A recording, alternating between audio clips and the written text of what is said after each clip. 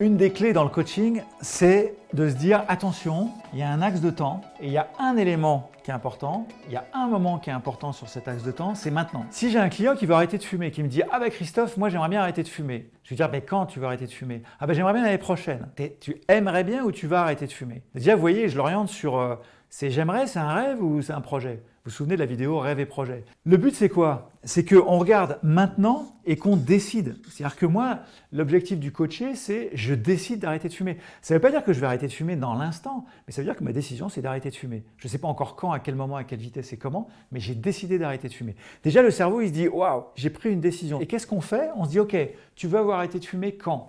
On est le jour J, il me dit par exemple dans 3 mois, M+3. Je lui dis ok, M+3, tu penses que tu es capable de le faire? Alors, on travaille les avantages, les inconvénients de ne pas arrêter, les bénéfices d'arrêter, etc.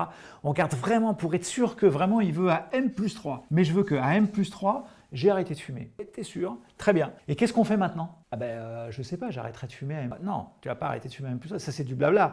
C'est qu'est-ce que tu fais maintenant pour commencer à t'orienter et t'approcher de la fin. Parce que là, qu'est-ce que tu vas faire? Si tu fumes ça tous les jours, là, le but, c'est 0. Alors, est-ce que tu veux faire un truc graduel ou est-ce que tu veux faire un truc qui fait ça? Comment tu veux faire? J'ai pas pensé, j'ai pas réfléchi, mais peut-être que je pourrais commencer à diminuer. Tu veux commencer à diminuer? Très bien. Tu diminues quand? Je sais pas, je pourrais peut-être en M+2 commencer à diminuer. Ok, pourquoi pas demain? Ah, on secoue le cerveau. Pourquoi demain, je pourrais commencer à diminuer? Oui, tu pourrais pas commencer à diminuer demain. Tu m'as dit que tu fumais 20 cigarettes par jour. Est-ce que tu peux passer à 19 demain? Oui, 19, c'est rien demain. Commence à 19 demain. Et tu penses que 18 après?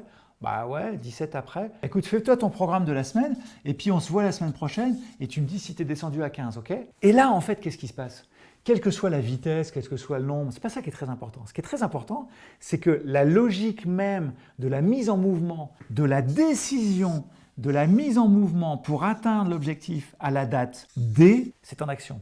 Donc le cerveau, il s'est mis dans une optique de « je suis en train d'arrêter de fumer ». Donc le coaché, quand il est rentré chez lui, il a pu dire à sa femme « chérie, je suis en train d'arrêter de fumer. Je fume encore, mais ça y est, j'ai mis en place un process. Demain, il va descendre à 19, 18, 17, 16, 15. Il va commencer à en voir les premiers bénéfices. Après, je ne suis pas un addictologue. Après, il peut aller consulter des médecins, il peut aller… Mais son cerveau, il s'est mis dans cette logique de mouvement. C'est ça qui est très important. Donc si vous voulez en savoir plus, contactez-moi en message privé et on en discutera ensemble. À très bientôt.